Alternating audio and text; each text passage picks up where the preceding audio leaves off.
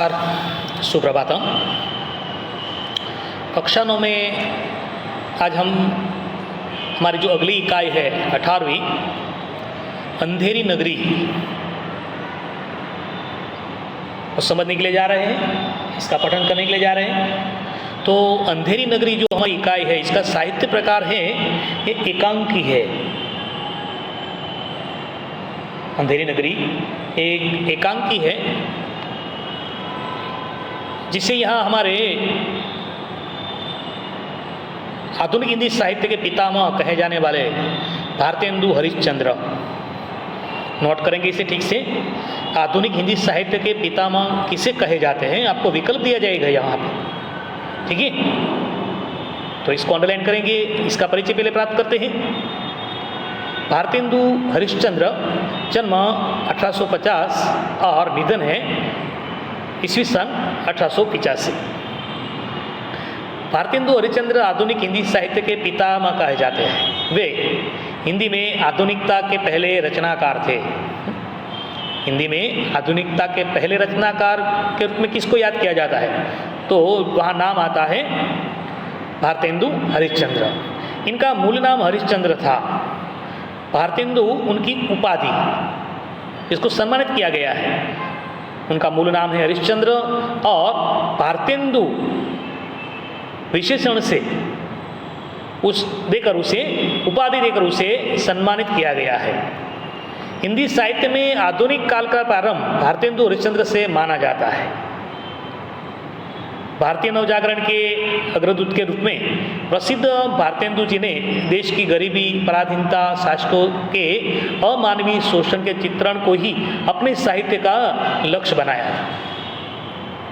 हिंदी को राष्ट्रभाषा के रूप में प्रतिष्ठित करने की दिशा में उन्होंने अपनी प्रतिभा का उपयोग किया। भारतेंदु बहुमुखी प्रतिभा के धनी थे। हिंदी पत्रकारिता, नाटक और काव्य के क्षेत्र में उनका बहुमूल्य योगदान रहा है। हिंदी में नाटकों का प्रारंभ भारतेंदु हरिश्चंद्र से माना जाता है। इसको भी नोट करेंगे आप। हिंदी में नाटकों का प्रारंभ है वो भारतेंदु हरिश्चंद्र से माना जाता है। भारतेंदु ने हिंदी नाटक की नींव को सुदृढ़ बनाया है। उन्होंने हरिश्चंद्र पत्रिका, कवि, वचन सुधा और बाल प्रबोधिनी पत्रिकाओं का संपादन भी किया है। वे एक उत्कृष्ट कवि, सशक्त व्यंग्यकार, सफल नाटककार, जागरूक पत्रकार तथा ओजस्वी गद्यकार थे। देखिए यहाँ पे, यदि व्यंग्य करना है तो सशक्त व्यंग्य करना है, कविता लिखनी है तो उत्कृष्ट कवि के रूप में उत्कृष्ट कविता होनी चाहिए, नाटक लिखना है तो सफल नाटककार बनना है और पत्रकार कैसा होना चाहिए, जागरूक पत्रकार होना चाहिए। तो ये बात यहाँ पर भारतेंदु हरिश्चंद्र में देखने को मिलती है। इसके अलावा वे लेखक, कवि, संपादक, निबंधकार एवं कुशल वक्ता भी थे। इनकी प्रमुख रचनाएं भारतेंदु कला, वैदिकी, हिंसा न भवती, सत्य, हरिश्चंद्र, भारत दुर्दशा, अंधेरी नगरी ये नाट्य साहित्य है। पूर्ण प्रकाश और चंद्रप्रभा उपन्यास है। स्त्रियों की उत्पत्ति, बादशाह दर्पण नाट्यशास्त्र है। कश्मीर कुसुम रामायण का समय शोध रचना है। सुंदरी सिलक, पावस कविता संग्रह, काव्य आदि इनकी कृतियां हैं। भारतेंदु जी ने मात्र 34 वर्ष की अल्पायु में ही विशाल साहित्य की रचना की है। 35 वर्ष की आयु में उन्होंने मात्रा और गुणवत्ता की दृष्टि से इतना लिखा, इतनी दिशाओं से काम किया कि उनका समूचा रचनाक्रम पथदर्शक बन गया था। आपका महान साहित्यिक कर्म देवी शक्ति से प्रेरित ही माना जाएगा। तो ये हमारे जो नाटककार है, एकांकीकार है, भारतेंदु हरिश्चंद्र का परिचय है यहाँ पे। अब प्रस्तुत एकांकी में महंत और उनके 2 शिष्य एक नगरी में पहुंचते हैं जहां मूर्ख राजा और मूर्ख प्रजा से उसका पाला पड़ता है, इसके साथ रहना पड़ता है, संबंध जुड़ता है, उनके साथ ही रहना पड़ता है, उनके बीच में रहना पड़ता है। नगरी में सर्वत्र अज्ञान का अंधकार था। अनुशासन रहित विवेकहीन प्रजा में किसी से प्रेम आत्मीयता का नामो निशान दिखाई नहीं देता था। अच्छे बुरे में अंतर नहीं, सच और झूठ का ज्ञान नहीं। भाजी का मूल्य और खाजे का मूल्य 1 टका है। खाजा है वो मिठाई है, अब जो भाजी है वो 1 प्रकार का घास है। यथा राजा तथा प्रजा, कहावत के अनुसार राजा भी मूर्ख और प्रजा भी मूर्ख। ऐसे लोग अपनी मूर्खता के कारण अपने विनाश का कारण बन जाते हैं। अंडरलाइन करेंगे उसे। यहाँ राजा भी मूर्ख है, प्रजा भी मूर्ख है, तो ऐसे लोग जब मिलते हैं तो उनकी मूर्खता के कारण वो विनाश का कारण बन जाते हैं। तो ये बात भारतेंदु हरिश्चंद्र ने हमारे सामने इस एकांकी में, इस नाटक में रखी है। अब नाटक यानी संवादात्मक होता है, इसमें संवाद करना पड़ता है। अंधेरी नगरी एकांकी से लेखक पाठकों को इसी अविवेकी अज्ञानी वृत्ति से परिचित करवाकर इससे बचे रहने की प्रेरणा देता। अब ऐसे लोग जहाँ पर है, जहाँ मूर्ख लोग हैं, उनके बीच में नहीं रहना चाहिए, जिसको किसी भी बात का कोई ज्ञान नहीं होता है। हाँ, तो ऐसे लोगों के साथ नहीं रहना है, वहाँ रहने से कोई फायदा नहीं होता है, उसे छोड़कर चला जाना चाहिए, ऐसा भारतेंदु हरिश्चंद्र का कहना है। जिस देश का राजा मूर्ख होता है उसकी प्रजा भी मूर्ख होती है, यथा राजा तथा प्रजा। तो ये जो अज्ञानता की जो बात है वो यहाँ पर हमारे सामने भारतेंदु हरिश्चंद्र ने रखी है। एकांकी है तो इनमें जो पात्र परिचय दिया है, महंत है, नारायण दास महंत के शिष्य है, गोवर्धन दास 2 शिष्य इनके हैं। अब चौपट राजा यानी कि मूर्ख जो राजा है वो अंधेरी नगरी का राजा है। अब यहाँ और भी चरित्र दिया है, कुंजड़ीन है, हलवाई है, फरियादी है, कल्लू बनिया है, कारीगर है, चुने वाला है, भिश्ती है, कसाई, गडरिया, कोतवाल, सिपाही आदि इनमें सब है। अब कुंजड़ीन का अर्थ होता है, कुंजड़ीन किसे कहते हैं? तो तरकारी बेचने वाली जो स्त्री है, तरकारी सब्जी भाजी, उसको कुंजड़ीन कहते हैं। हलवाई जो मिठाई बनवाता है उसको हलवाई कहा जाता है। और एक शब्द है यहाँ पर भिश्ती, जो है वो मशक में भरकर पानी ढोने वाला। प्राचीन काल में पानी निकालने के लिए एक मशक बनाया जाता था, चमड़े में से मशक बनाया जाता था। चमड़े की खाल का बड़ा थैला होता है, उसे मशक कहते हैं, ठीक है। तो वो कुएं में डालकर पानी निकालना। अब ये बात जो है वो यहाँ पर गडरिया यानी भेड़ बकरी चराने वाला, पालने वाला, तो ये इनका परिचय है यहाँ पे। अब इनके बीच में जो वार्तालाप होता है ये पूरी से पूरा इस एकांकी में बताया गया है, ठीक है। दृश्य के तौर पर पहला दृश्य है, दूसरा दृश्य और तीसरा दृश्य, 3 दृश्य वाला ये जो नाटक है वो यहाँ पर भारतेंदु हरिश्चंद्र ने हमारे सामने रखा है। अब यहाँ पर संवादात्मक है, संवाद के तौर पर बोलना है। पहला दृश्य है वो स्थान, शहर से बाहर सड़क, महंत जी और 2 चेले बातें कर रहे हैं। महंत कहता है कि बच्चा नारायणदास, ये नगर तो दूर से बड़ा सुंदर दिखाई पड़ता है, देख कुछ भिक्षा मिले तो भगवान को भोग लगे, और क्या। महंत अपने शिष्य को कहते हैं। तब नारायणदास बोलते हैं, गुरुजी महाराज नगर तो बहुत ही सुंदर है, पर भिक्षा भी सुंदर मिले तो बड़ा आनंद हो। बच्चा गोवर्धन दास तू पश्चिम की ओर जा और नारायणदास तू पूर्व की ओर जा। दोनों शिष्य को भिक्षावृत्ति करने के लिए इस नगर में भेज दिया जाता है। तो ये जो बात है, अब जैसे वो नगर में जाते हैं तो गोवर्धन दास जाते हैं तो पूछते हैं, वहाँ पर कुंजड़ीन जो है सबसे पहले तरकारी बेचने वाली जो है वो सब्जी बेचने वाली हो, उनको पूछा क्यों भाजी क्या भाव है? कुंजड़ी कहती बाबा जी इस भाजी टके सिरे, पुराने 2 पैसों के बराबर का एक सिक्का है। पुराने समय में पैसों से वहीवट जब चलता था तब की ये बात है, ये एक सिक्का है, यानी कि काफ़ी सस्ता है। कहने का अर्थ यही, बाबा जी टके सिर, सब बाजी टके सिर, वाह वाह वाह, बड़ा आनंद है, यहाँ सभी चीज़ें टके सिर हैं। हलवाई के पास जाकर पूछते हैं कि क्यों भाई मिठाई क्या भाव है? उन्होंने कहा कि टके सिर। जो मिठाई बनाने वाला है, तो उसके पास भी जाते हैं। वाह वाह वाह, बड़ा आनंद है। सब टकेसेर, क्यों बच्चा, इस नगरी का नाम क्या है? तब उन्होंने कहा इस नगरी का नाम है अंधेर नगरी है ये। तो यहाँ पे इस नगरी की जो बात की गई है वो नगरी में भारतेंदु हरिश्चंद्र ने बताया है कि एक महंत अपने 2 शिष्य नारायण दास और गोवर्धन दास के साथ अंधेर नगरी में गए हैं। तो यहाँ पर अंधेर नगरी का अर्थ बताया है उन्होंने कि ऐसा शहर जहाँ अज्ञानता हो, वहाँ न कोई फायदा है, कायदा है, न कोई फायदा है और न कोई कानून है। वहाँ अच्छे बुरे और सच झूठ में कोई अंतर नहीं है। राजा और प्रजा दोनों मूर्ख हैं। सभी चीज़ें चाहे भाजी हो या मिठाई एक ही भाव में बेची जाती है।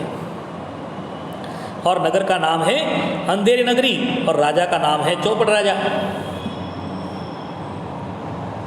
तो ये बात यहाँ पर उन्होंने बताई है,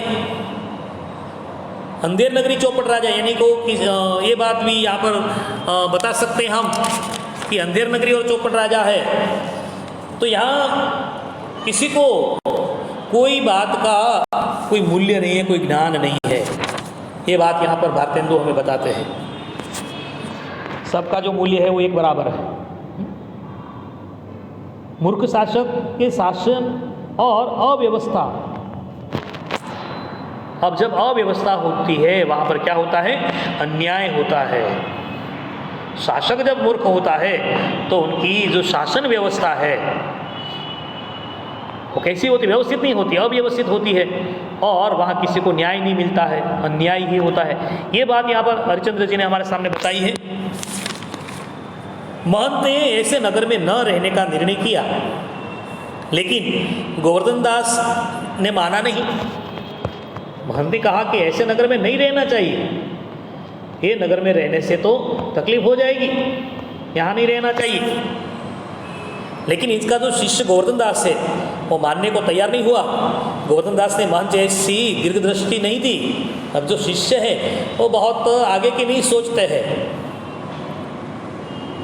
लेकिन यहाँ जो महंत है वो दीर्घ दृष्टि वाला था कि यहाँ पर रहने से हमारा कोई भला नहीं होगा। अंधेरी नगरी में सभी चीज़ों के दाम समान थे। यहाँ टकेसेर भाजी और टकेसेर मिठाई मिलती थी। गोवर्धन दास मिठाई का शौकीन था, वहाँ रहकर कम पैसों में भी भरपेट मिठाई खा सकता था। तो गोवर्धन दास है वो तो मिठाई के पीछे लट्टू हो गया था और वो बिल्कुल सस्ते में मिल रही थी। तो कम दामों में, कम पैसों में मिलने वाली जो मिठाई है वो खाकर वो यहाँ रहना चाहता था। महंत ने कह दिया कि मैं एक क्षण भी यहाँ पर नहीं रहूँगा। इसलिए इसका जो एक शिष्य गोवर्धन दास है वो इस नगर को नहीं छोड़ना चाहता है।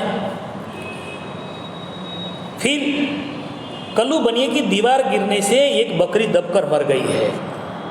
यहाँ पर एक दूसरा दृश्य शुरू हो जाता है कि कल्लू बनिया है, उसकी दीवार गिरने से एक बकरी दबकर मर गई है। एक फरियादी ने राजा के दरबार में फरियाद की है, दीवार गिरने से बकरी मर गई है। तो वो बकरी वाला जो है वो राजा के पास शिकायत करने के लिए, फरियाद करने के लिए जाता है और वो न्याय चाहता था। बकरी की मौत के लिए कल्लू बनिए को, कारीगर को, चुने वाले को, भिस्ती को और कसाई, गडरिये और कोतवाल को और आखिर में महंत के शिष्य गोवर्धन दास को अपराधी ठहराया जाता है। देखिए यहाँ पे एक बकरी की मौत हुई है तो इसके जिम्मेदार कौन कौन है? तो एक तो कल्लू बनिया है, उनकी दीवार गिरी है। तो दीवार किससे बनाई? कारीगर ने बनाई है। कारीगर ने क्या कहा? इसमें मेरा कोई दोष नहीं है, ज़्यादा चुने वाले को बुलाया जाए। चुने वाले ने कहा कि मेरा भी कोई दोष नहीं है, इसमें पानी ज़्यादा डाल दिया भिस्ती ने। इसके हिसाब से फिर कसाई को बुलाया जाता है और गडरिया भी आता है और आखिर में वहाँ पे जो महंत है उसके शिष्य गोवर्धन दास को इसका अपराधी ठहराया जाता है। ये इस नाटक में बताया गया है। कल्लू बनी को दीवार बकरी पर गिर पड़ी, इसलिए कल्लू को अपराधी ठहराया गया। कल्लू ने कारीगर को दोषी बताया क्योंकि उसने कमजोर दीवार बनाई थी। कारीगर ने चूने वालों को दोषी बताया जिसने खराब चूना बनाया था। पहले चूने से सब बनाया जाता था। यदि दीवार कुछ बनाना है तो इसमें सीमेंट का उपयोग नहीं होता था। हाँ, प्राचीन काल में चूने से ही सब इसी प्रकार का जो बनाया जाता है, दीवार बनाई जाती थी। चूने वाले ने भिस्ती को दोषी बताया जिसने पानी ज़्यादा डालकर चूने को कमज़ोर बनाया। भिस्ती ने कसाई को दोषी बताया जिसने मशक बड़ी बना दी, इसके हिसाब से इसमें ज़्यादा पानी आ गया। कसाई ने गडरिये को दोषी बताया, उसने बड़ी भेड़ बेची होगी शायद और जिससे मशक बड़ी बन गई है।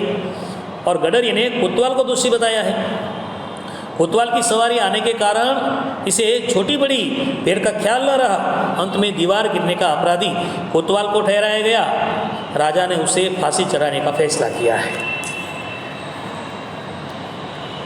फिर कोतवाल दुबला पतला है, इसलिए फांसी का फंदा उसे ढीला पड़ रहा था। देखिए आप, मूर्ख है वो क्या करेंगे। कोतवाल दुबला पतला है इसलिए फांसी का फंदा उसे ढीला पड़ रहा था, जिससे वह फांसी से बच गया है। फिर सिपाही ने गोवर्धन दास को पकड़ा है क्योंकि महाराज का हुक्म है, फांसी तो देनी ही पड़ेगी। सिपाही को न्याय अन्याय और दोषी तथा निर्दोष की परवाह नहीं थी। उन्हें तो फांसी पर चढ़ने लायक व्यक्ति की जरूरत थी।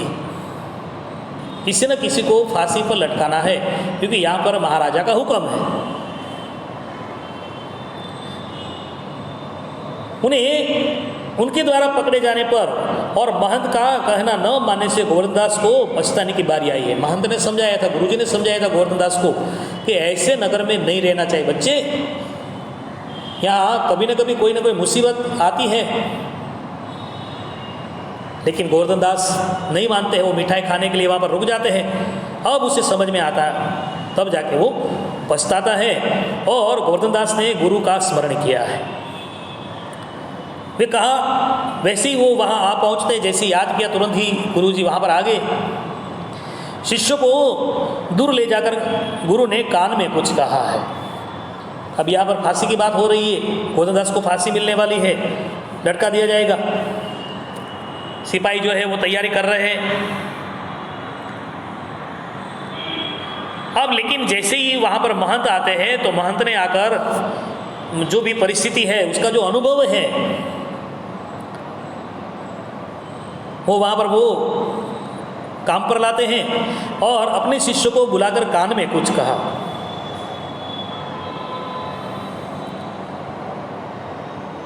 फिर गुरु शिष्य फांसी पर चढ़ने के लिए आपस में उज्जत करने लगे हैं, दलील तकरार बहस करने लगे हैं। गुरुजी कहते हैं कि नहीं मैं फांसी पर चढ़ जाऊंगा, शिष्य कहता है कि नहीं मैं फांसी पर चढ़ जाऊंगा। दोनों आपस में इसी प्रकार की दलील बहस तकरार करने लगते, उज्जत करने लगते हैं। राजा आकर पूछता है कि आखिर सच बात क्या है जो तुम लोग फांसी चढ़ने के लिए बहस कर रहे हो। तब वहाँ पर ये जो अंधेर नगरी गंडू राजा है, चौपट राजा है, मूर्ख राजा वहाँ पर आ जाता है और गुरु शिष्य को पूछते हैं कि आखिर बात क्या है कि आप दोनों उतावले हो रहे कि वो कहता है कि मैं चढ़ूँगा, वो कहता है मैं चढ़ूँगा, क्या बात है। महंत ने कहा कि इस समय में जो फांसी पर चढ़ेगा ना वो सीधा स्वर्ग में जाएगा। अब जो महंत है, गुरु ने कहा कि आज का जो समय है, इसी समय यदि कोई फांसी पर चढ़ेगा तो वो सीधा स्वर्ग में जाएगा। और इसीलिए मैं अपने शिष्य को कहता हूँ कि अभी तो छोटा है, मुझे जाने दे, मैं तेरा गुरु हूँ, मुझे स्वर्ग में जाना है। वो कहता है कि नहीं आप मेरे गुरु हैं, आपने सब मुझे सिखाया है, तो नहीं मैं आपको नहीं जाने दूंगा, मैं स्वर्ग में जाऊँगा, मैं आपका शिष्य हूँ, आपसे पहले मैं जाऊँगा। महंत ने कहा कि इस समय में जो फांसी पर चढ़ेगा ना वो सीधा स्वर्ग में जाएगा। और राजा ने ये इतना सुनते ही अपने आप को फांसी चढ़ा देने का हुक्म दे दिया। जैसे गुरु ने कहा कि इस समय जो फांसी पर चढ़ेगा वो सीधा स्वर्ग में जाएगा, तो राजा ने कहा कि चलो मुझे फांसी पर लटका दो, मुझे स्वर्ग में जाना है, मैं जाना चाहता हूँ। इस तरह महंत गोवर्धन दास की जान बचाने में सफल हो गए हैं। देखिए यहाँ पर ये जो एकांकी है, चुने हुए बाल एकांकी में से ये हमारा ये जो एकांकी है अंधेरी नगरी, चौपट राजा, टके शेर बाजी, टके शेर खाजा, इस एकांकी को लिया गया है। तो इस एकांकी में भारतेंदु हरिश्चंद्र ने बताया है कि जहाँ मूर्ख राजा है और प्रजा भी कैसी होती है, मूर्ख ही होती है, तो ऐसे नगर में सर्वत्र अज्ञान अंधकार ही फैला रहता है। ठीक है, ऐसे नगर में नहीं रहने के लिए बताया गया है। लोगों के पूछने से गोवर्धन दास को मालूम होता है कि इस नगरी का नाम अंधेर नगरी है। हाँ, यहाँ अच्छे बुरे, साधारण, विशेष, उचित, अनुचित, न्याय, अन्याय, सच, झूठ का कोई भेद नहीं किया जाता है। अपराध कोई करता है और दंड और किसी को दिया जाता है। पूरे राज्य में सब जगह ऐसा अंधेरा ही दिखाई देता है। ये बात यहाँ पर बताई गई है। तो ये जो एकांकी है आप ठीक से ध्यान से पढ़ेंगे, समझेंगे। हाँ, और हो सके तो यदि आपके घर में आपके अलावा और कोई भाई बहन है तो इसको भी चरित्र देंगे और नाटक के तौर पर, जैसे कि संवाद के तौर पर करेंगे तो ये आपको बहुत अच्छा लगेगा। हाँ, इसमें जो चरित्र दिया है वो चरित्र जब आपका नंबर आएगा तो आप बोलेंगे और कोई सामने है तो वो बोलेंगे, ऐसे नाटक करेंगे। तो ये नाटक के जरिए आपकी जो संवाद की शक्ति है वो आप बाहर ला सकते हैं। ठीक है, यहाँ पर इस एकांकी